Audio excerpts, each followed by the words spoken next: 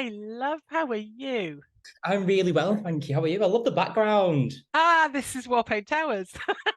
It's amazing. Do you know what's really funny? The other day, I was cleaning my makeup studio and I found, because I have like a pile of my books, my references, magazines, and things. And I had my wall paint one. Do you know the ones you give me at the event? This one. Yes, that one. Yes. Yay! And I Oh, thought, bless and you. I feel like that's what was a bit of a catalyst, really, to invite you on because I wanted some ministry people on. And I was like, oh, it's like, who could I ask? Who could I ask? It's like, who I worked with in the past? Who I worked with in the past? It's like, Emma. It's like, getting Emma on. It's like, I need to get Emma on because she understands everything. Because you're a teacher. Is that Yeah, right? I am. So my background is in teaching. Obviously, I'm a makeup junkie. It's one of those things. Warpaint started as my little passion project and is 20 years old this year. So it's literally my middle child. I've got a 22-year-old and I've got an 18-year-old, and Warpaint's in the middle. Uh, Just literally like, So, yeah, we're planning a couple of things later on in the year, but exciting. yeah, it's something that's always been with me. Hi everyone. So welcome to another episode of RYBEAU Radio. Today we have a really exciting guest, Emma from Warpaint. Hi, I am very good. And I'm so happy to be on this with you, Ryan. Do you know what? It was lovely when I got your message. And I just thought, you know what? That's absolutely what I want to do today. I'm very, very happy to be on. And do you know what? I think you're doing a great job with this, Ryan. I think it's such a good thing for you to be jumping on and organizing this, because you're pulling together people who are previous contestants on it. Yeah, You're getting people's perspective on it. And I'm really liking what you're doing. I think thank you. for me, season 5 has taken a new direction, and one I'm really happy to see. You know, when the show first appeared, there were two very direct schools of thought within the industry. One was, oh yeah, okay, let's see how this is going to be. Yeah, Yet another reality show that's going to be manipulated, and God yeah, knows what kind of characters are going to come through it, and is anybody going to be able to work in the industry? And yeah, then there was the other side, and I think with a lot of the teachers and the lecturers and people who mentor people within the industry yeah. were a bit more forgiving and thought, let's give it a chance. It's a new direction. But you know what? Anything that gives makeup a professional profile with any age group is Mm, a good thing for the industry. yeah, definitely. I don't know which clever person said no publicity was bad publicity, but you know what? There is a big element of truth in that. Like that's so interesting to hear because when Glow Up come out, I was in year 11 of school. So Oh you can God. imagine I did not have your perspective on that. I wasn't even in the industry. I knew I wanted to go into makeup, but I didn't know how. Yeah. So it's crazy to think that there was a bit of like that caused a bit of a ripple in the industry then. So that's Yeah. really good. So Yeah. what's your Do you thoughts know, then? it's good. Disruptors do this, Yes. and disruptors that stick around do it Yeah. for all the right reasons, and it Mm, has the right outcomes. And certainly, as I say, I think season 5 has altered its perspective. From a production look and feel, it is much more glossy, it's much more saturated. It feels like there's been a lot more money spent on the yes. show, Yeah. which I am, and I don't have any inside track on this one, so I'm speaking from my own perspective here. Yeah. But I feel that it's clearly the first 4 seasons have done so well globally, and I'm Hmm. guessing with a US audience as well, who are quite a discerning bunch. They're not shy in telling you how they feel. They definitely And as we know, I work with a lot of Americans, and they are definitely very forthcoming. And I love that, yeah. because you know where What you you want. stand. You Yeah, know you know that where you want stand. it, don't you? Yeah, 100%. Uh, but I do feel that the audience has built and built and built over the previous 4 seasons, and has been very well received, clearly, Yeah. because A, the production company is still happy to keep making it. B, they're investing in it. And C, it looks great this year. I love the addition of Leomi Anderson. I Do you do. know what? I Oh, think gorgeous. she was a very bold choice for the production company, Yeah. and she's taken things in a completely different direction, because she's not first and foremost a presenter. No, no, no. Yeah. She has a different career completely, 100%. Yeah. and the presenting gigs is almost like her side hustle. Yeah. She is known for something else Yeah. first and foremost. So I think she's bringing another additions to the audience. But yeah, do you know what? I said like another perspective that I've not thought of as well. Like, because like Yeah. you said, I wasn't very much. I knew of Leonie Anderson, but I wasn't very clued up on her career that much because I'm very much with me. I'm like a makeup, like who's creating monsters and that's it. But Yeah, like, totally. but like you said, bringing in a new audience almost as well. Because I remember speaking to Rachel, I think Dolly as well, Rachel My Yeah. Series, which is free. They've worked with Leonie on a shoot before.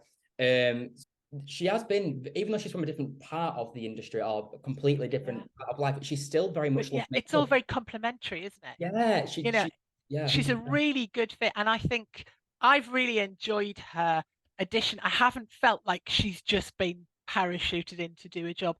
Oh, She's really good at what she does. She yeah, seems to click really well with Dom and Val, who are really, Dom and Val are the staples of this show. yeah, And, they're two people who absolutely deserve to be judging at the level they're judging yeah, because their combined experiences in, light years, they have done every kind of job. You look at Val Garland's backstory, her CV is astonishing. She was one of the first professional makeup artists I ever worked with. When I was in my early 20s, I was running a PR agency at the time. I'd taken a big, bold step and come out of teaching, which was my safe career. You know, I yeah, trained as a high school teacher with a passion for makeup. yeah. And she was one of the first people that I worked with on an Amazing. incredibly big runway show in Wow, Paris where every single supermodel you'd heard of in the 90s was there. that's And insane. it was keyed by Val and also by Sharon Dowsett. And it was Alexander McQueen's first show for Givenchy. It was one of those pinch me moments. I remember ringing my mom and saying, I'm in Paris. I'm having dinner with these people. I've just been in the atelier for the day. And she's like, you go, girl. You're living your best life. Yeah, And she was right, And Val knows her stuff so well. She's worked on really wild jobs. She is not a person who's unafraid to take a risk. just like real. Like when I was on the show as well, like Val's critiques only elevated my work. That makes sense. And Yeah, Dom, of course, as well. But also talking about Val, like everything that Val said come from a teaching standpoint. It was never totally. a lot. I think on like the show, people don't really see like hours and hours and hours of Oh, filming. yeah. Every critique in there, and there's so much that was said that wasn't on the show that Yeah. has made me develop and be so much better. Where I'm so annoyed that I wish it was on the show because it helped other people as well. But it Yeah. is what it is with that. But that's But insane, you Paris. know what? Every former glow up contestant that I ever meet in any walk of life now, Yeah, I can tell that they've had Val's eye over them because you can all do a red lip. Ooh, yeah, you can do it literally. in your sleep, regardless of whether your background's prosthetics, creative, beauty, whatever it might be. You can Yeah, always, every one of you can nail a red lip, and that is Val completely. yeah, Dominic, because of his brand experience, oh, yeah, it's a different beast when you're working with a huge global brand, particularly something as iconic as Mac, yeah, because Mac was founded by two makeup artists. It was the makeup artist, yeah, literally. and has always had that running straight through their DNA. Mm. And Dominic has come through that school and, is Yeah, still working with Mac. It's not like this glow up job is his only yeah, job. He is still doing what he's doing. So, yeah, you're bringing two incredibly good brains with a lot of experience together. yeah, It's interesting what you said about how much ends up on the cutting room floor, as it were. yeah. Tell me, here's my question to you. Okay, go on. Tell me how much of the reality is reality and how much ends up not being used percentage wise. Okay, so I feel like when I was there, the I had a lot of critique when you get you, so you do makeup, you're waiting behind, you don't know what you've done. So the first few episodes, we went home, and the next day we got our critiques. As I went out just after halfway. So as we got to that more halfway point, then it was like you do your makeup, then you get critiques like an hour later. When you get critiqued, you you're not there for ages, but you're there long enough to know what you've done wrong, what you've done amazing, what you can improve on. Um, I mean, I had a lot of critiques about a lot of different things, but on the show, say if I did bad one week or I was in the face off, you'd only really see the bad critiques. when I won Doctor Who, you only really saw the good ones. But when I was on Doctor Who, Danny Marie said to me, your ears are a bit wonky. You could correct your symmetry on that, but never made the edit. But now every time I do ear prosthetics, I know now to look in the mirror level and make sure them ears are on symmetrically. So it's just little things like that. I feel like they wanted me to look not better than I am, but like obviously I was a winner of that week. So they didn't want me to look, put that negative spin on it. But I also feel as well like it was a very them little bits of advice and little, specs really helped push me then throughout the competition. And part of me wishes that the show would show those bits, because those are the things that in the industry, we know that that's what industry professionals do. Yeah. And we would like to see little bits of that so that it's a little bit more obvious that people are actually being kind to you. Because sometimes, not so much this season, but certainly previous seasons, it seems quite harsh. There's almost a step between.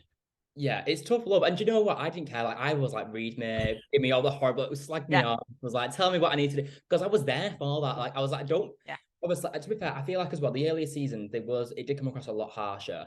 But I feel like they was just kind of finding the feet a little bit as a show. And they've realized now that they don't really want that kind of atmosphere, because the viewers, they said to us, the viewers love when you help each other. They love it. They love when you work as a team. They love when the judges are kind. They like the viewers like that. Whereas a lot of reality TV shows, they're very right. She said this about you, so go in and confront her and have this argument. The Globe is so different to that. I feel like a lot of reality can be like that, but the viewers of Globe love the niceness. And I feel like it's took probably, well, to my Super Series 4, probably took 4 series to realize what the viewers wanted and like to see.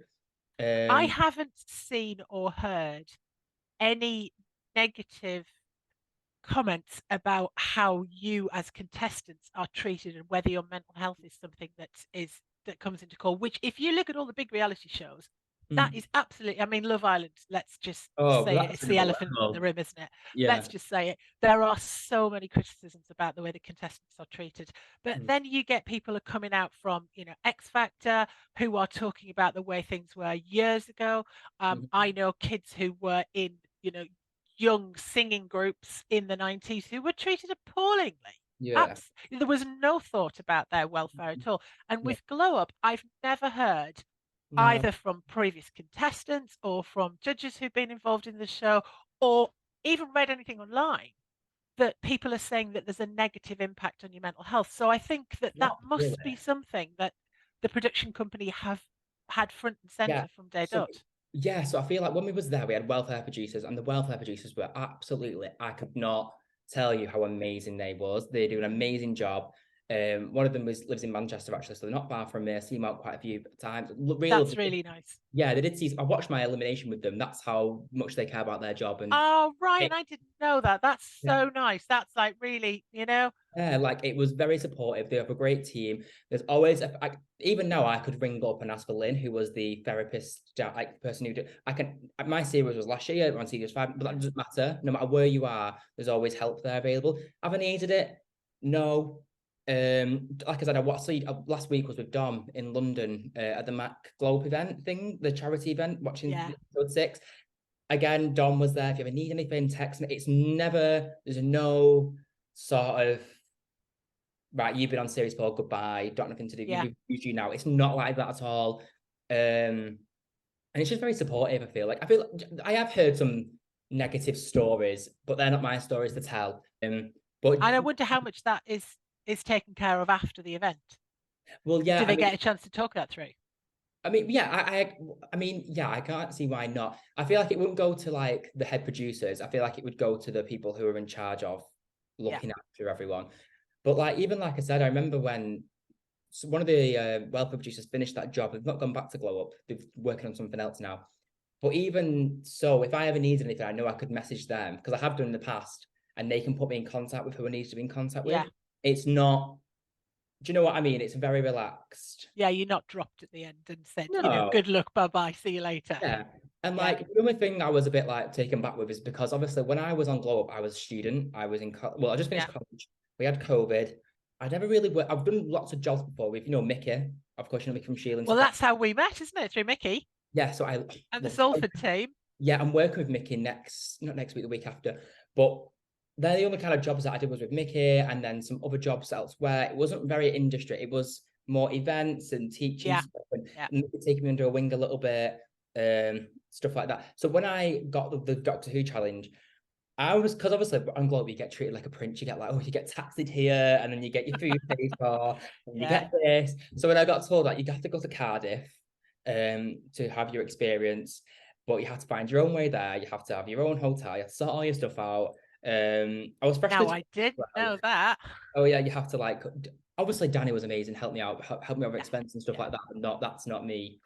But as from Glow Up, I was kind of expecting them to kind of sort it out for me because I won Yeah. them. It was like, no, you won this. Now, if you want it, go and get it, which is right, I suppose, because you should chase your own. Yeah, definitely. It's opening doors for you, isn't it?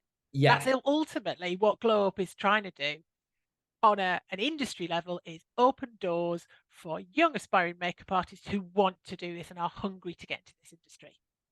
spot. And people who do get things handed on a platter, you Yeah. know, is Do you it know what? necessarily a good thing? I'm not sure. I'm going to comment on that because when I was on Glow Up, I didn't expect to get everything handed to me, but I thought I'd get a lot more opportunities after it. But that's even the people who are more successful than I am, people like, for example, James, or people that make 100Ks like Lisa and stuff like that. They've all gone themselves and got the jobs they've got. They have not relied on Glow Up to get them, and that is, No. I think, a lot of people who go into Glow Up this year who I've spoken to as well are kind of like, oh, I don't really know what to do. If you've got any advice, to blah blah blah blah. I'm like, one thing I'd say to you is, do not rely on Glow Up to get you work. You need to Yeah. go out there and get it yourself, because and a lot of people who go to university will just think, you're not doing this, you're not doing this. Why you're not? I'm like, because it's not just a case of Glow Up and then you go, now you're working on Marvel. You have to go and work for Yeah. like, Well, the industry wouldn't have you in, to be honest. At that level, you have to prove your worth yeah, because a big production company like Disney is not going to have somebody on their set who cannot do the job, because there are many other people who can do the job. yeah, Gone are the days of, being an intern because your mum's sister's boyfriend's cousin's uncle can get you a gig on something. It doesn't work that way anymore. It no, used to work like that way 20 years ago, even potentially about 10 years ago. But things have changed. And actually, it's changed for the better, because yeah, this industry used to be very nepotistic, and it was very much if you knew people in the industry, it was a bit of an entree to it, that you almost needed connections. And I don't just mean with makeup, I mean generally with the crew. So, yeah, if your uncle's a carpenter on set, you could get a job working with him. It has changed in that it's much more of a meritocracy, and it's something that the industry has been very keen on doing and very vocal about doing, is that yeah, we want to encourage anyone who's got talent to yeah. come and try out for this industry, because it's a huge industry. It You've is, got yeah, bridal, you've got fashion, you've got film, TV, theatre, you've got commercial and editorial work, you've got advertising work, you've got e-commerce. There are so many parts of this industry, as well as all the teaching and education side, from yeah, post 16 education to what I do, and the two yeah, universities that I work with. So I'm working with level 4, 5, and 6 students. And, yeah, yeah. anyone who's listening out there, I'd love to do some master's stuff with the level 7s. Give me a shout. But seriously, we want to see people with talent and passion, because it's Yeah. passion that gets you really noticed And do places. you know You come what's in with a really grumpy face on, and you can't be bothered to make a cup of tea for somebody, then you ain't going to get much work, because you need 70% of getting a job is about being a really nice person to have on the team. Someone who's a team player, someone who fits in and is not too big for their own boots. And, well, I Yeah. can't empty that bin. Why am I emptying that bin? I'm a whatever. Oh, I hate that. You know, Do you know what, makeup designers will empty bins, just as oh much as yeah. someone on work experience will empty your bin. And that's what it's about, that team element. You do have to kind of like come down to earth and that to do them things like you Yeah. will be expected. Like do you know what? I make a good brew, to be honest, but you will Oh, be expected to do things like that, and you can't go in with an ego. And I feel like I don't know. I wonder what I've never asked I've anyone got this. mine here. Also, I, you know, I've not had one yet. I'm trying to have a bit of a decaf It's moment. me Charles III mug that a newspaper sent me, and it's got a Oh, picture of a coronation chicken on it, which just, who doesn't love? that's fantastic. That's It so is definitely, it's about being a really nice person. If you look at the people who are at the top of the industry, who are in, like, say, personals on film sets, Yeah. They are people's personals Yeah. because they are so lovely to work with that that artist says, I want Burke because I'm going to spend 3 months with them. That That's yes, what I they're going to do mean. my makeup. Yes, I can trust them to make my image look perfect. I can trust my face in their hands. And that's a Yeah. big, big ask of any person to Isn't do. it really? You know, let's take as an example one of my favorite beings on the planet, Armand Beasley, another Manchester Yeah. boy who Armand and I have worked together for, Wait, 20 hang on a years. second. Let me just double check your. Wait, because I swear I follow someone with that name. Do they go to the any of your events? Yeah, Armand and I have worked together for years. Did you not meet him at UMA last year? Potentially. I think you did because you were on Danny's stand last year, weren't you? Yes. For those people who don't know what this show is that we're talking about, this is a thing called United Makeup Artist Expo, and it's now held in Liverpool. It used to be a London-based show, but you know what? Taking it up to the north was one of the bravest things that I've ever seen a show organizer do because Yeah. there is life outside of London, guys. Let me tell you. Just because you're based in wherever, you do not have to move to London. You literally, That's weird. there's a train, That's so you can nice to come down for hear jobs. because that's what I mean. That's what I like to, because I've been told by so many makeup artists, you need to come to London, you need to come to East London where all the studios are. You can't be living in Manchester and doing it. And like I get it to a certain extent, and probably one day we'll end up moving to Yeah. London. But it's just like as a student now, I'm at university in the north. I'm still getting work in the north, but obviously I don't think it's as big as what I'd get in Well, London. So as of now, since the BBC moved to Salford, oh when yeah, the BBC moved to Salford 5 years ago, there was a complete seismic shift because before that it was London centric and literally you weren't in London, then you might as well be not available. yeah, But there's always been a healthy industry outside because it's not just London where production companies are based. A lot of the yeah, BBC has been based in Cardiff for 20 odd years. Casualty, Holby City before it, the Doctor Who franchise, that's all coming out of Cardiff. And that yeah, was a deliberate choice of the BBC to do that. Same as with Scotland. We're not going to forget our friends over the border into Scotland. They've got some fantastic production companies working out of Glasgow and Edinburgh.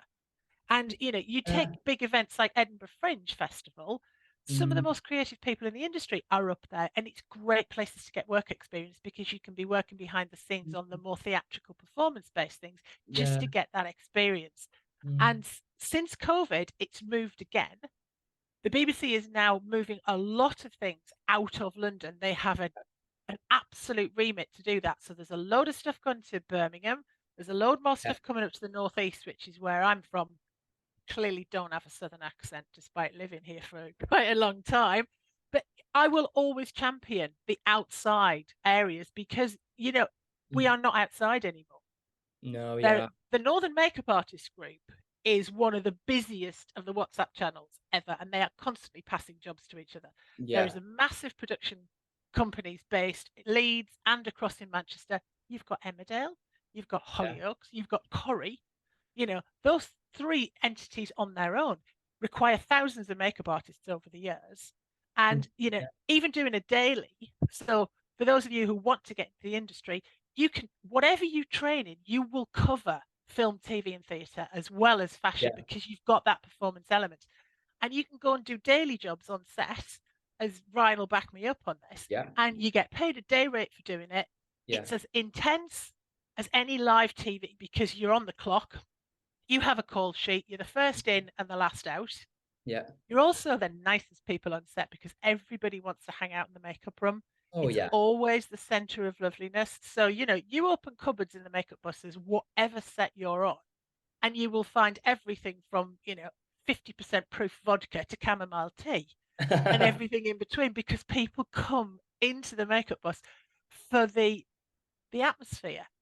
And, fun, yeah, to kind of echo what I was saying earlier on, 70% of a makeup artist's life is actually being a lovely person to work with yeah. who people can offload onto. They don't necessarily want you to fix it. You're not a therapist for them. They just need to Tell you vent. something, And a yeah, makeup artist is so brilliant at listening and just getting on with their work.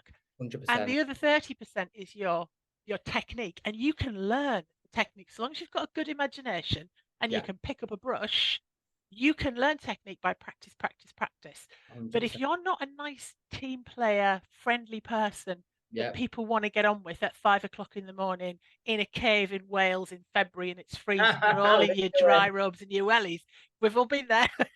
You know, at the worst of times, you want the nice people with you that you look forward to going to work with. And at the end Yeah. of the job, you go, oh, it's been a hard 3 months, but God, Oh, have we had a good time on this?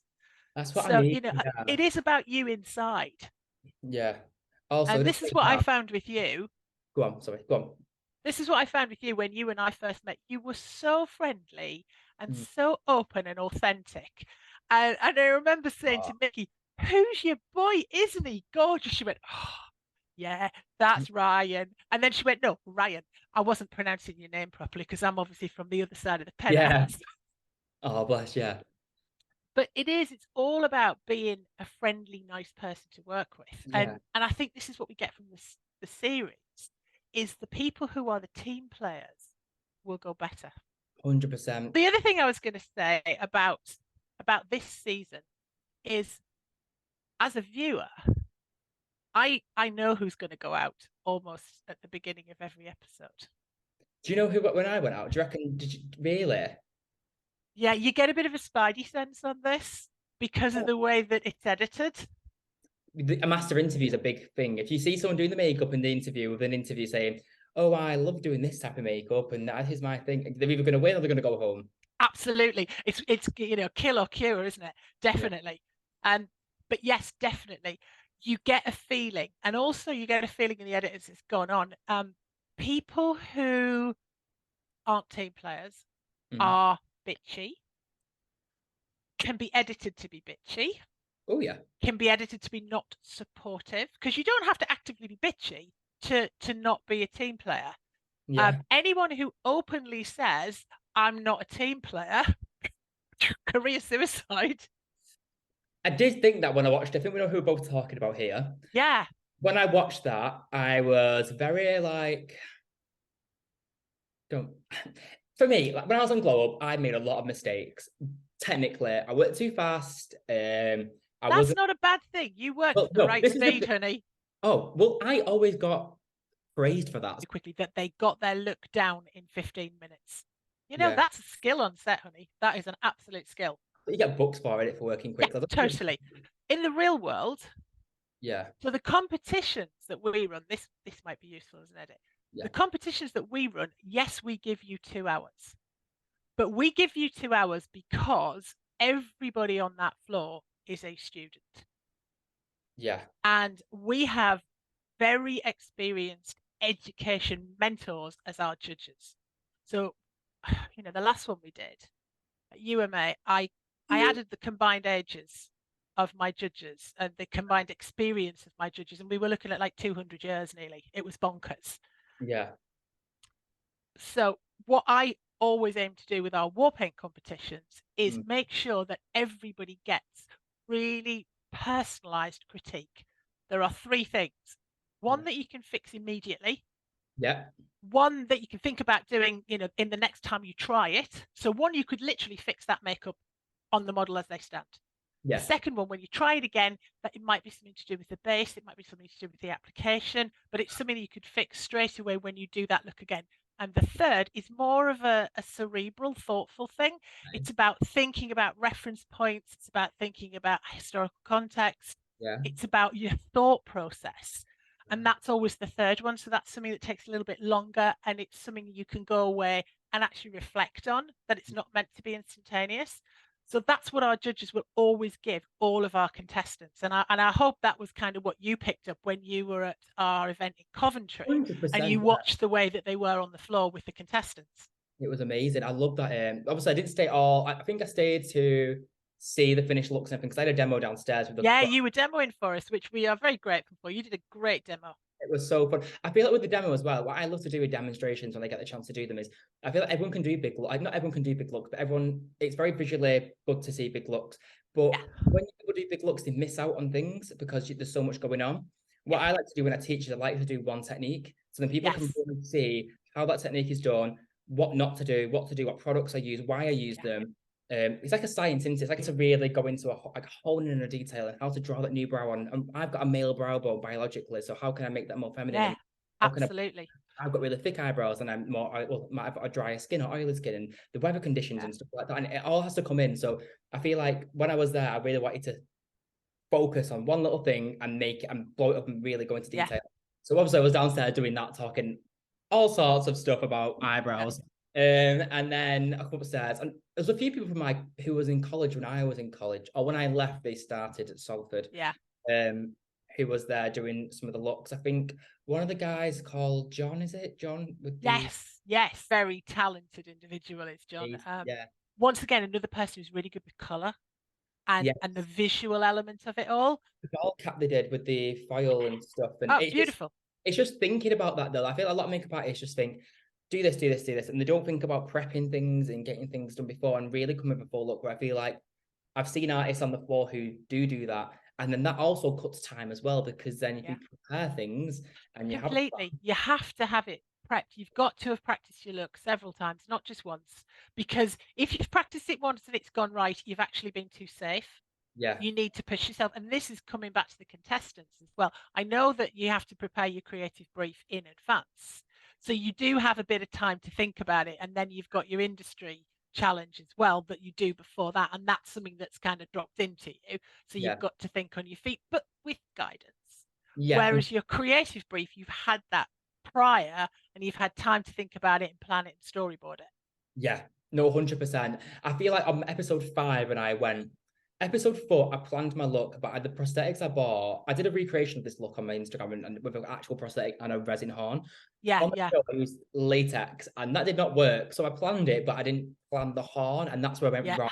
And then episode 5, I was in like a really big creative burnout. I was getting really stressed, blah, blah, blah, blah. And I feel like we had days off before that to think of a look. And because Maya Jama was in America, and I remember thinking, right, okay, what can I do for this brief? This brief did not resonate with me at all. And I feel like I've come up with the look the day before the actual creative brief. The brief really did bad in the industry challenge because I was really struggling with that.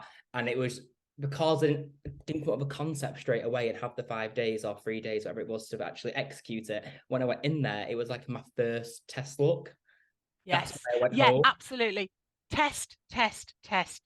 Yeah. There's one of our team, I don't know if you've worked with her yet, Gemma Horner, who was with Krylin for many, many years. Gemma is the queen of the test, and she will put her hands up to that one. That woman literally plans everything down to the tiniest detail, and she practices and practices and practices, because when she's in front of an audience or working with a client or in a college, she wants to know that she's got every single element covered. So if anything does go awry, she knows what she's going to do. Definitely test. And I wish that is something that could be built in more to the thought process of the Glow Up contestants. Because if you've prepped, you're fine. You've prepped, it's like you wouldn't go into your GCSEs having literally not read Macbeth until the night before. You wouldn't, would you though? You wouldn't. No. You literally, or you would, but you'd go and expect to fail. Yeah. So Emma, tell us your thoughts on this week's guest judge then. Is Amaya French? How fantastic. Ooh. Well, as I said a little earlier, I think that this season has really upped its stakes in terms of production value, and that absolutely is echoed in the judges. This is not casting aspersions on judges who have been on. You've all been amazing. But I can feel that perhaps larger names are looking to come on, in that production companies are looking to have their events, their brands associated with Glow Up in a way that they possibly were not in the first couple of seasons. So, having Amaya on was absolutely fantastic. She is absolutely somebody who the industry should be watching, and all aspiring makeup artists should know her work inside out, because she is prolific. She's got so much experience on the fashion stage, but equally she brings in crazy stuff. I will reference Amaya often in my lectures to get students to look at what she does. She loves her prosthetics, and she's not afraid of a massively bold choice. Yeah, that's why I love her, because I remember seeing her YouTube. The first time I ever knew who she was through her YouTube channel, and she did these big crazy creatures for this music video type thing, and it was these big aliens and things, and she did a bat creature. I remember Sophie from Glow Up, from my series, they watched Amaya quite a lot. while we was there, and it was always on the telly in the waiting room. I was watching Zamaya, and I was just thinking like, it's mad to think that when we was on the show, we was watching Zamaya backstage, and now Yeah. Zamaya is a judge this year. Like what? But I feel like, I mean, I looking at Saf. Saf really enjoyed Zamaya being a judge. I could really tell Saf was excited, and Yeah. I feel like Saf's work doesn't remind me of Zamaya French's work, but I can tell that in the sense that she does prosthetics, she does beauty, she does fashion, the same kind of way as Amaya does, like views it, if that makes sense. Yeah, absolutely. I think Izamaya doesn't limit herself at all. Mm-hmm. No. She she literally everything is inspiration for her, and I love that because that is really, it is everything you look at. I often say to my students in lectures, look at the buildings around you, look at the textures of the walls, look at the trees, look at the colors, look at the way things in nature do things. Because actually, even if you're creating characters for science fiction and, unreality of universe, everything has to have a basis in fact. Because that way, if you're doing a creature that's got wings, you need to have the musculature and the structure of the skeleton to make the wings actually lift. Otherwise, it's not going to look realistic. So No. that's where you'll get your reference points from. And I think she does that so well as a makeup artist. And yet her work is mostly known with editorial and with runway work. But yet there's so much more to what she does. And she's still really young. There's so much more to come from her. Oh yeah, that's the most exciting part to see what she does. I thought she was a very interesting choice of judge because the industry challenge was, as we know, metaverse and, taking things from Metaverse Fashion Week. Metaverse Fashion Week hit this country a year ago and people were completely blown away with what was possible. And they've just done their second one 3 weeks ago. And it's very interesting to see how far the digital world has really taken hold. COVID's done that. We've all, look at us, we're on Zoom right now. I know. So I think it's a very bold choice of the production company to bring in digital creativity in makeup because it is going to be something that anyone who's an aspiring makeup artist now is going to need to know about because you're going to get asked to work on it. If you're working doing anything, in the next 5 years, there are going to be jobs all the time for digital work. So knowing and understanding and just getting a feel for it, I think is a very good thing. And she's not somebody who is naturally associated with that. So I think she was a really good choice of judge because she's makeup viewpoint very well respected for her makeup. But, you would have thought that it would have been somebody like Alex Box potentially because Alex is known for the digital work that she does. I'll tell you about Alex Box. Alex Box did a video for our series. So on episode 1, we had Ivy as our guest judge, who was the marketing team for Gymshark. And so Alex Box was also there, but via Zoom, like this. She did a video, but that was never in the court. That was never. I know, it's weird, isn't it? Why did they not use it? I know, because that was rhetorical question. Yeah. Obviously now we have Saf, Axel in a group together with Onmei.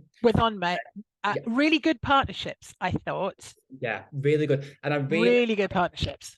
I agree. And I feel like Axel's very character-based. Saf can kind of dabble in it. Not just dabble in it all, because they all can dabble in it all, but I like Saf's viewpoint is very different to Axel's. Onmei's very precise, precision. Do you know what? Every single episode, I love looking at the way she's done her face. Oh, yeah. First and foremost, she's the contestant that I look at because do you know an influencer called Mimi Choi? A Canadian makeup artist. There's all of those like holes in your face illusion paints. I worked with Mimi 6-7 years ago when she first came over to do an event with Krylon. And then I worked with her at the World Body Painting Festival. She is an astonishingly good artist. And at the time, when she first blew up, she was working as a nursery teacher and painting, her brothers and cousins in the evening to do illusion work. That girl has such a fantastic eye. And Onmei, there's loads of echoes of the talent that she does there. I love what she does in her own placement. I think she sees her own face as a canvas every single day.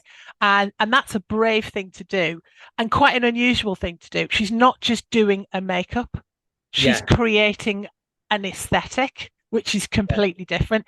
So I really like their partnership. I do. Obviously, what we saw in the edit, the teamwork worked really well. There was a discussion about who should key it. Yes, and that's the thing with the glow up. I can't talk about the audition process. Feel like when glow up, everyone's kind of got a bit of an ego. I'm not saying that as a negative thing. I feel like No, you've got to have an ego. Otherwise, yeah, what's the point of being in I the have an show? You ego. want to Everyone, do well. You want to yeah, win. exactly. And you don't want to got to do rubbish because of someone else, and you want to show you put your best foot forward, put Ryan's work or Rue's work or Saf's work forward or Axel's work. They want to show themselves. I think in a teamwork challenge in that atmosphere, it can be very difficult when there's egos clashing. Like, well, I want to win, so I should be the leader. And if I don't be the leader, well, I get scrutinized for that. I feel like that can come across sometimes. And that really did come across in this episode. Yeah. But I feel like with Saf's group, they put a lot of faith into Saf, which I liked. But I feel like because Saf is the front runner of the competition in their team, I feel like it was quite an easy choice. Whereas in the other group, there was a lot of personalities. There was a lot of I'm better than you and you're not at my level. Yeah, you're not at my absolutely. level. And that really come across. And I understand it to a degree, but I think as well, sometimes you've just got to kind of step down and because at the end of the day, if you're a key makeup artist, the magnifying glass is going to be in you anyway. So yeah, completely. I mean, the book stops with you because if it looks crap, you're the one who's going to get fired. Yeah, not everyone else. So I feel like when it comes to like Wes and Rue, I feel like Kieran, bless Kieran, I love Kieran. So me and Kieran was stuck in the middle. I feel weren't they? They were just stuck in the middle, and my heart went out there because and also the edit showed that the edit showed that Kieran was trying very hard to recognize that there are two sides to everything. You know, it's a reality show as well. It's an entertainment show as well. Remember, you know, we want to see a bit of controversy because that makes us, the audience, want to root for our favorite contestant. So, you know, it's bringing out all of those 1950s game shows that we learned from the US. And, you know, it's the psychology of cheering for your team and your tribe. Yeah. And so, you know, I understand why that was there, even if it wasn't as pronounced on the actual filming day. It does make for better TV. But I feel that the way that the edit was done for the team that had Saf in it was not only Saf's the front runner in this completely, but Saf was happy and very much part of saying, actually, you've got more experience in the digital world. I've got more experience in the reality. So I am going to defer to you. I loved the way that there was one line that Onmei said where it was about mixing the pink color that Axel had designed. Yeah. So that everybody, you know, it was really obvious that everybody had a key thing that they were doing. Yeah, it was a team, and that I liked, and I liked how there's two things I liked about the group, and there's things that I didn't like. So if I was in a team with Saf and Saf said, "I'm going to do a demo, but I'm going to do it step by step. So we're going to do one step. So you're going to do this."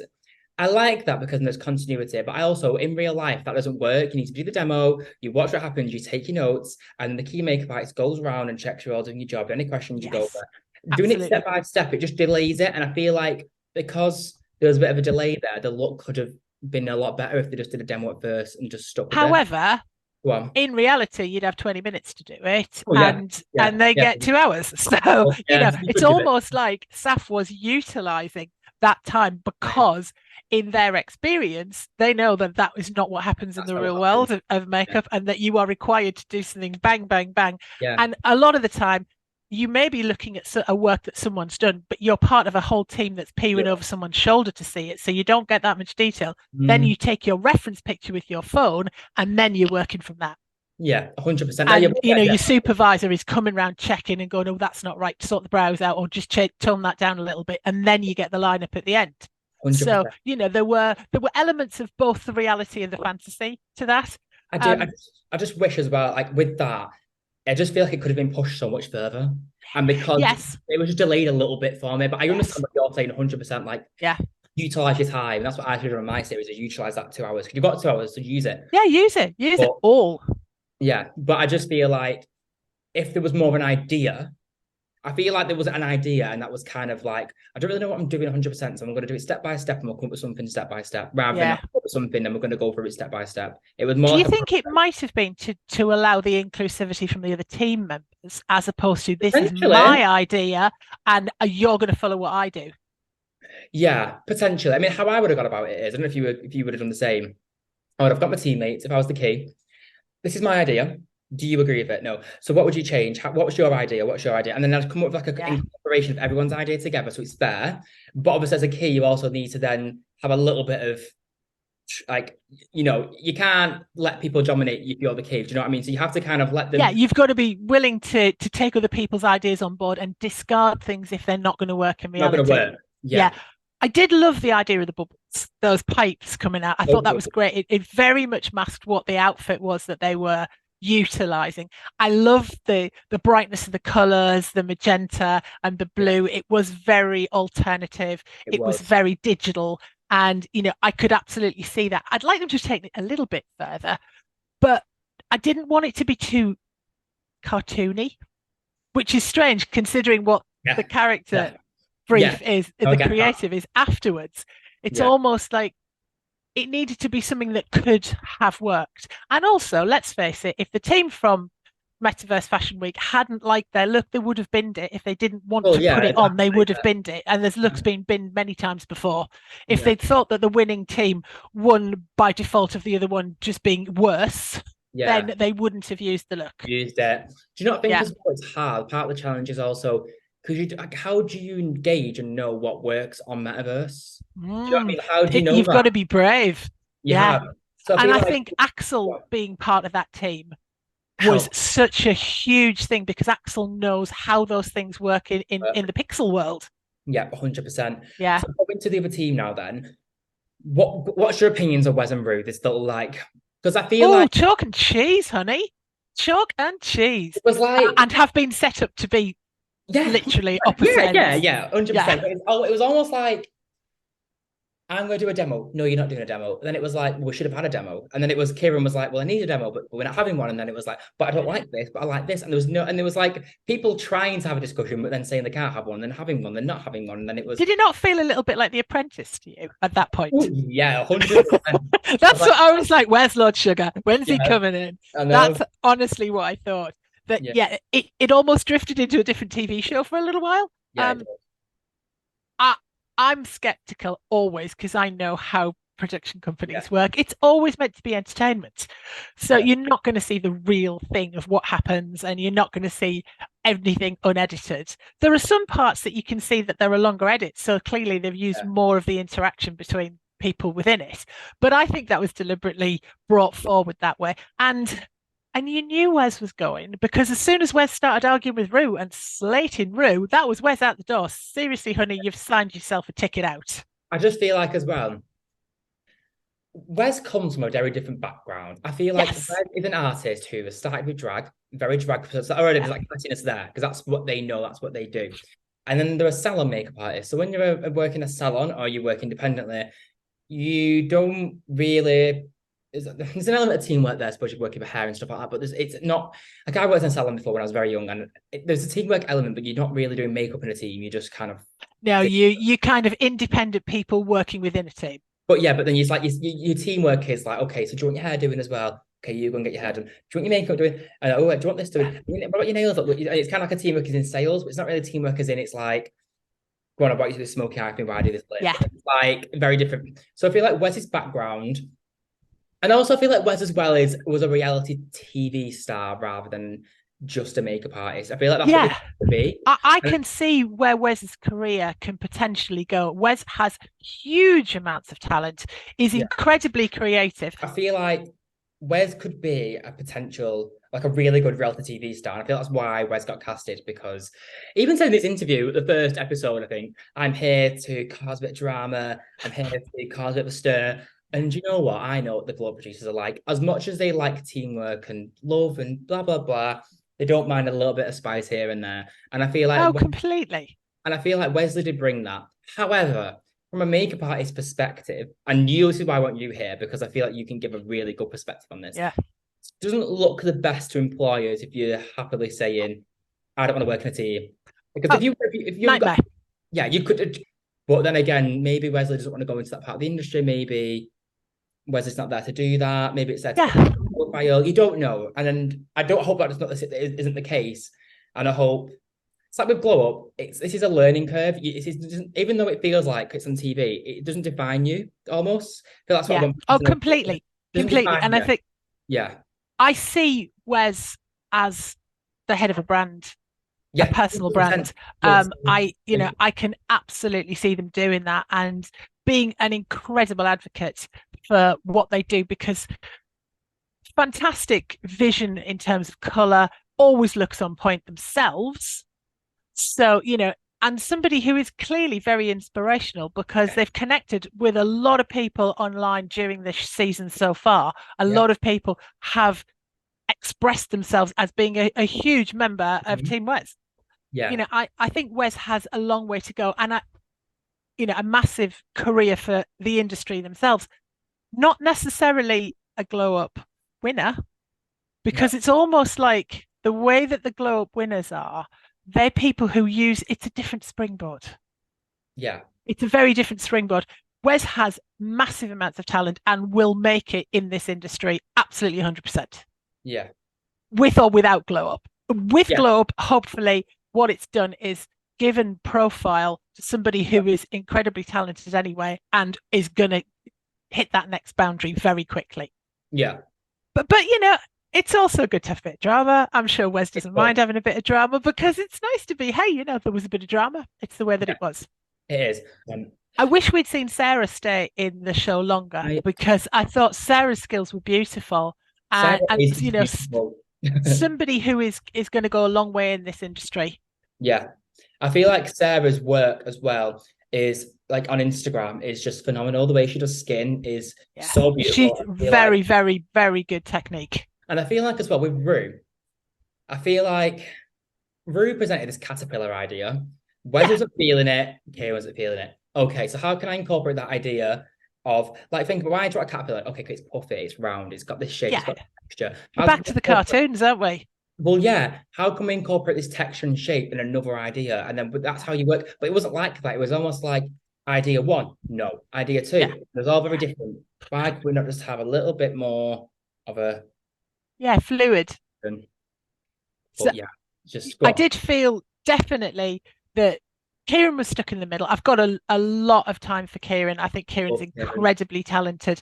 And I love the fact that Kieran talks a lot about their background in the hair industry, because it shows just how important it is to have hair and makeup skills, because it makes you doubly employable. Correct. And and I think Kieran, by highlighting the fact that they came into hair first and then into makeup, it shows that there are many other routes into this industry. There are lots of people who started in hair or majored in hair when they were in college with a bit of makeup, because it often is part of your course, and have then added in those additional makeup skills once they've perfected their hair skills. So, anyone who's out there who's still at college, get your hair skills on point and your barbering and your textured hair, and you are absolutely giving yourself every employable opportunity you can have. There was one girl, I can't think of her name, she was in my university, and for her final major project, she did 2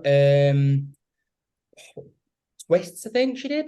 And one was Afro-Caribbean hair and one was Caucasian hair. Lovely. And talk about showcasing your skills. Oh yeah, knotted, styled, everything. Beautiful. Yeah, but she can show that she can do 2 different hair types, which is so, I mean, as soon as I saw her do that, I was like, you are so intelligent, because textured hair, we need you in this industry, particularly in film and TV. We absolutely need you. Did you meet Amanda Gaffey at UMA last year? She's from Makeup Artists United. I was such my own little bubble. I didn't have a chance to realize that much.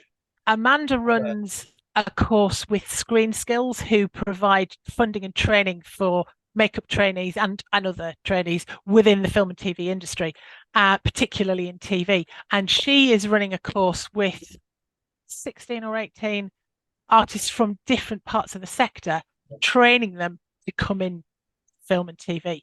And the majority of her first group of trainees were from the hair industry. And some of these people, there was one guy who was a barber. He's been barbering for like 30 years. That man could do the sharpest lines you've ever seen in his sleep with his foot holding the clippers. He was so good. And so these are all people who have, they've got their own salons, they've got their own experience, and they want to upskill to use what they do within the film and TV industry. And it's textured hair that people are crying out for. So, we need to have as many different people represented within the industry because there are many different actors that you're working on. Yeah. It's even with prosthetics and stuff as well. When you make it, you need to know the undertones of. Yeah, completely. Like for my project last semester, I purposely chosen a deep skin model because I want my portfolio to just be Caucasian, white skin with freckles. Like that's what I want in my portfolio. Showcase absolutely everything. Okie doke. So first up in our creative briefs, we've got RYBEAU. So it's a cartoon inspired this week, isn't it? Cartoon, really, really good brief. I wholeheartedly endorse the brief. I think it's fabulous. It also has echoes from the industry challenge. Yes, does. Which is great, but it massages another step further. And this is what, as a makeup artist, you need to know. You need to know that you've got this thing, but everything is kind of linked and it can go off at a tangent. Yeah. So I thought cartoon was a superb one. Okay. Yeah, I loved RYBEAU's look, the gargoyle.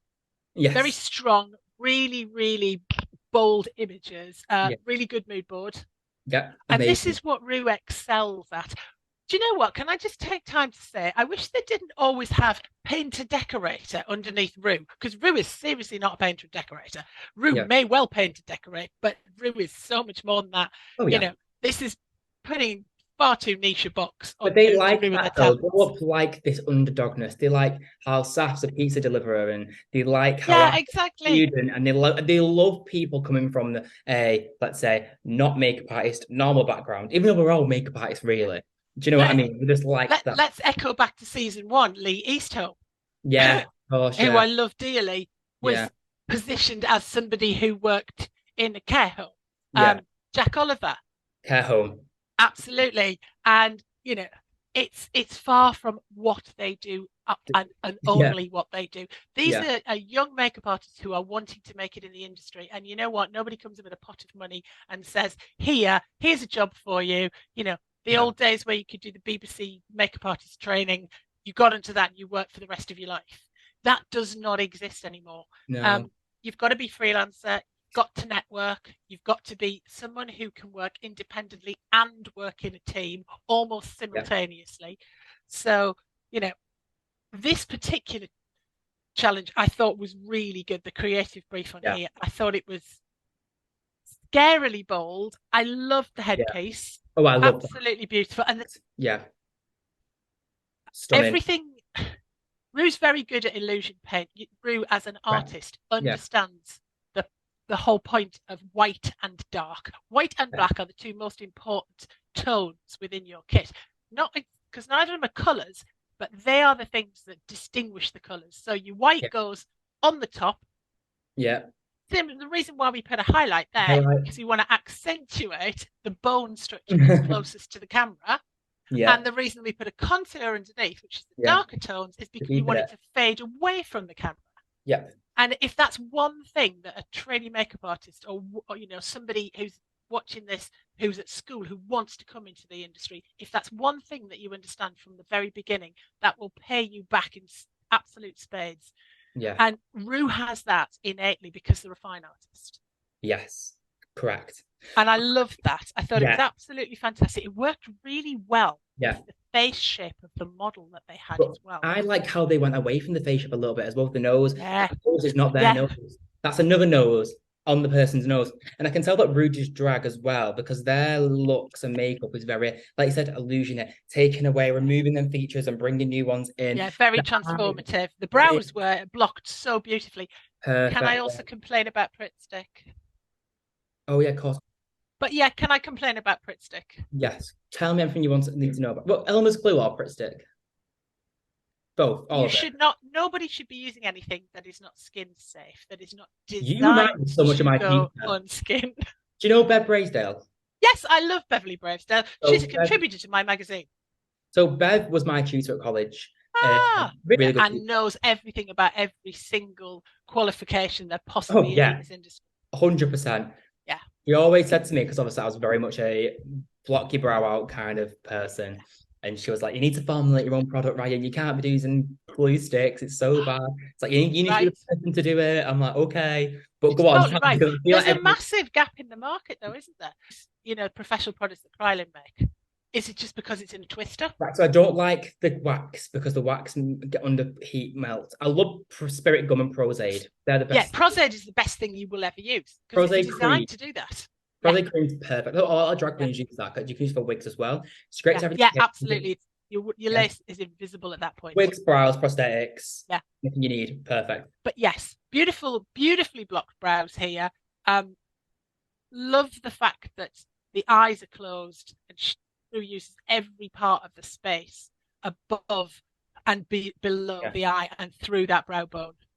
Yeah, perfect. Beautifully done. You So know, yeah, thoroughly deserved to go through. 100%. Absolutely no argument whatsoever. No. Okay, doke. Um, Go on, sorry. Kieran, Yes, Kieran. So we've got I 7. almost want to save the best to last. Right, okay, we'll do Kieran last then. But Kieran's your second one. Okay, Kieran, I go on. loved what Kieran did to start off with. Um, that's the body painter in me who just loves the way that Kieran understood about bringing everything down onto the chest, onto the collar, across the shoulders, inside the ears. Don't Yes. let me see the pink Yes. bits of your ears, guys. It looks crap. Yeah, get in there. Kieran knocked that out, made sure that everything was covered, right inside the waterline of the eyes. All of this was covered. And then I saw the prosthetic hair and I almost cried. Yeah. That was genius because everybody else was thinking prosthetic in the terms of an actual prosthetic made of, foam or latex. And Kieran took it in a completely different way. Yeah. And as soon as I saw that, it screamed cartoon, and I thought, you've won this. Yep, that's why I love it. Hands down, you've won this. Yeah, it's hits the brief. It's perfect. It's giving me very much Corpse Bride vibes. It's giving me. Yeah. Well, Tim Burton. What was the description that Kieran came out with? Femme fatale, Corpse Bride. Yeah, basically. Just absolutely, literally nailed it. And to echo what James said in your earlier episode in this series, fulfill the brief. Yeah. You don't need to sit in 4 red chairs before you can fulfill the brief. Listen to what they are saying. 100%. Take it on board. Use it next time. Yeah. No, 100% agree. And I love when they colour the hair in. They can tell they do hair because there's like the highlights in there.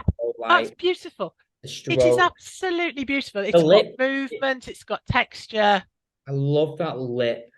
Like that lip is so pop art, Tim Burton, colorful, so fantastic. Just see what I mean? It's the black and the white. Yeah. The highlight of the white and the definition and the sinking away into the skin of the black. Beautiful.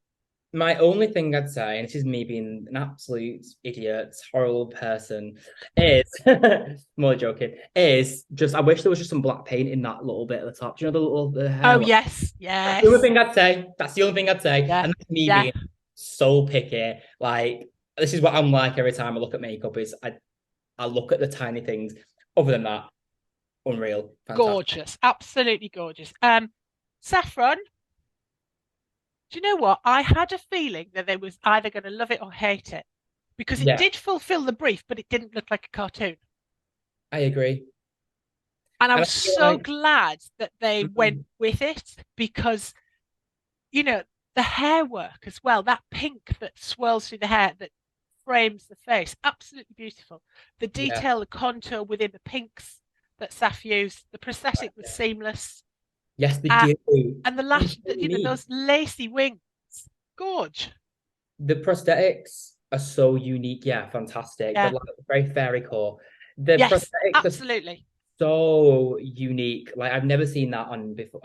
No, it's lovely. And they, do you know what? I've seen not this, but I've seen things that have the same aesthetic on things like the World Body Painting Championships. They have a very avant-garde category, and I've seen things like that on there that they use throughout the body, and it moves, it's got life, and you can feel that it's an actual character. So I think that's what overcame the fact that it wasn't a cartoon per se.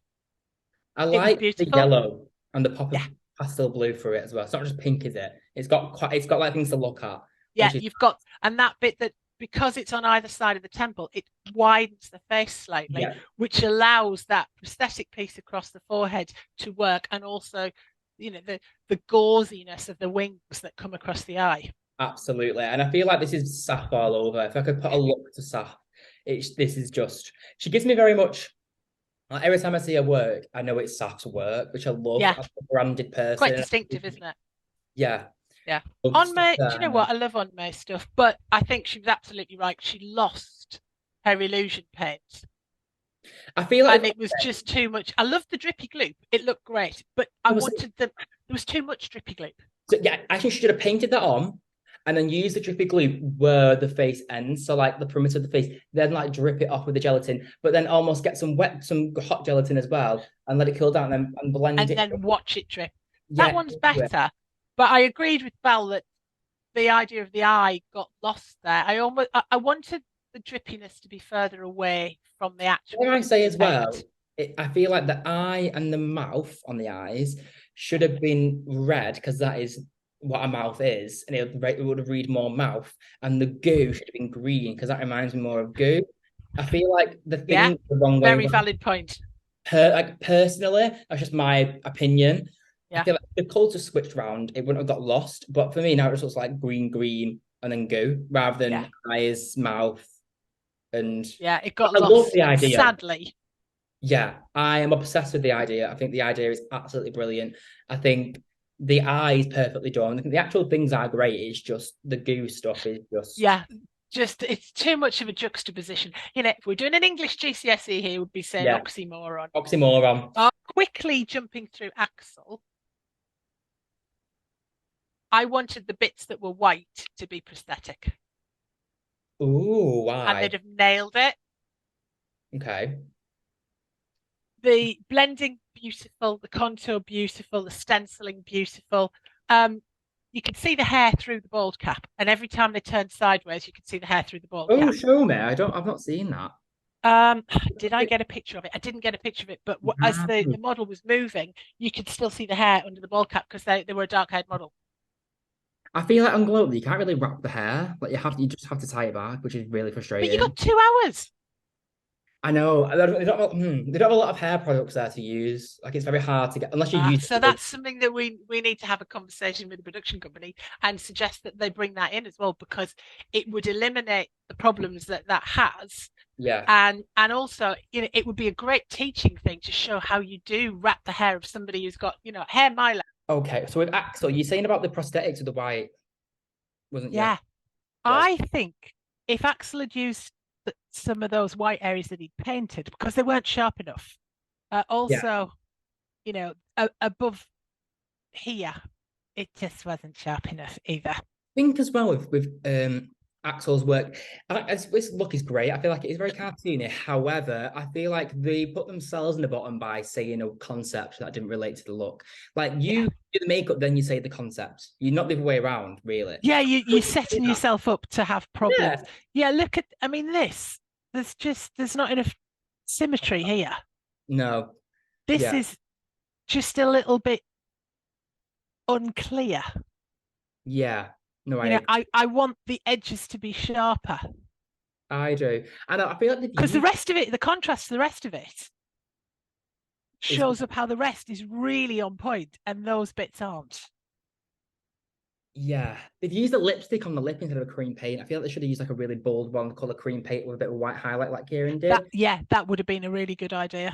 And then like a really bright white under eye, because you kind of lose the white with the yellow a little bit under the eye. It's still there, but it could be more intense. Yeah, you just need a bit more. But or maybe like a white under the eye to give more cartoon. But then again, I love this. I actually love this look. I thought it was very beautiful, but I don't think it fulfilled the brief. No, I agree. And that's where it kind of shot a little bit. Like, I don't think it's not a cartoon. I just think it could have been more cartoony. Like it could have been.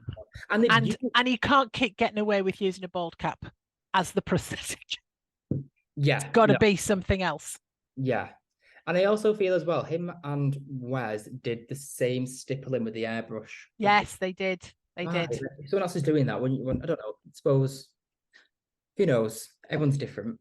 Okay, so next up we have Wesley. So what do you think of this look? Very reminiscent of my look in episode 1, but a cartoon. Yes, very.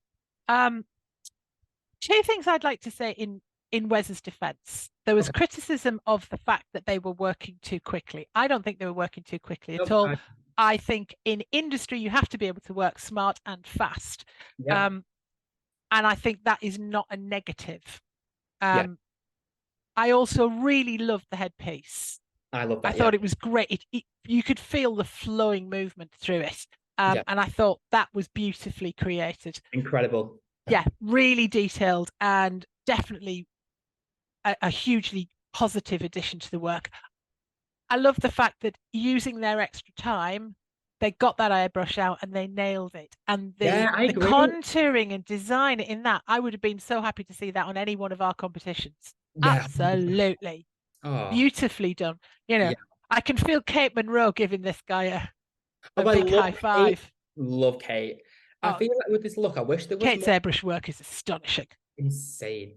I wish this fire texture on the eye, which I love, was on the body a little bit more. Yeah. Just something here. It's Yeah. it's all just up here and not enough down here. I wish there was more balance to the look. I mean, maybe if we just have another look at the mood board, it was pretty much just there. Yeah. And I do always feel like, come on, guys, you've got so much more. Even if all you're doing is bring it down onto the neck and just letting it drip down to here, it doesn't have to completely cover the shoulders and the chest. The fact that Wes did made it look even more striking. It was beautiful. I love the cracked ideas that they put on around the shoulders and the neck, because that mirrored what was going on the cheek and that bit down towards the side of the mouth. But I think you're right. The lava bits itself, the molten lava bits, weren't strong enough. I wanted them to be more textured. I almost wanted them to be layered, because then you would get much more of a feeling of movement. Yeah. It just looked too messy when the rest of it was so prestige. And I feel like, I 100% agree. And I feel like this cheek bit gets a bit lost. The ears, because I think about it in here, like it kind of goes in and it goes out, and there's a lot of texture and detail in it. You could put a bit of the lava in there and a bit of just something else. Like, I love the idea. I absolutely love the idea. I love the backstory that they created. But yeah, I think their time was up. Yeah. Looking at all the other elements throughout this episode, I think naturally your body just kind of just thinks, because I feel like you get to a point as well where you just can't keep up with ideas like that top of your head. And I feel like every artist gets to a point where they get to that, like Sarah, episode 3, that prosthetic. I could just tell like Sarah I couldn't think of an idea for that, and then just kind of went, and some easy. And then Wes has kind of had this experience, and then Tasha last week. I feel like you reach a burnout, don't you, of like ideas, I think, and then you try and execute and with creative, and sometimes you can't. And in this environment, you're constantly doing makeup all the time, and it's your makeup, not a designer's makeup, not a makeup you designed a month ago and you just carried the same one. It's constantly a new look. Yeah, you've constantly got to be thinking. Yeah. Which it is similar to being at college, that you've constantly got to be coming up with things intensely. It would be like doing one of the private colleges' intense courses that they do, the 12-week or the 16-week courses that you do at places like Christine Blundell, at Ivor Academy, at Brushstroke. They are very, very intense courses, and deservedly so, because they want to produce working makeup artists who can get out there straight away. Yeah. And that's what it felt like to me. They are brilliant courses. They cost money, but they're worth every penny. If you have already got a makeup background and you want to move your career to be actually a working makeup artist, they're worth every penny. Your tutors are amazing too. I'd love to do Neil's course. Neil Gorton. Oh, Neil Gorton's course. What, his MA course down at Falmouth? One at Millennium, because Lisa did that on my series. He does an actual MA course down at Falmouth College in Cornwall, which he personally runs. And he has guest tutors who come in, and that is some of the work of those graduates. It's been running, I think this is its 3rd year. It's exceptional. With what they've got here, it's a beautiful piece. It photographs really, really well. It's only when we get a bit too close that we start to see the flaws. There's nothing in the waterline. This person is grey. Why have they got a beige waterline? They're grey and orange. This really winds me up in makeup. And it's the one thing that I don't like. Is you've got a pink under the nose when you see a news There's Inside the nose, inside the ears. yeah, and nothing the waterline. Yeah. Even if it's a nice beige and a soft Yeah. makeup, brown or a black. Anything that you put in there, whether you want to contrast or complement what's going on in the rest of the look. Yeah. It's those little bits of the attention to detail. It's almost like when, you're writing something at school and you keep using the same word in 3 sentences, and your teacher says to you, stop using the same word, I want a synonym for that.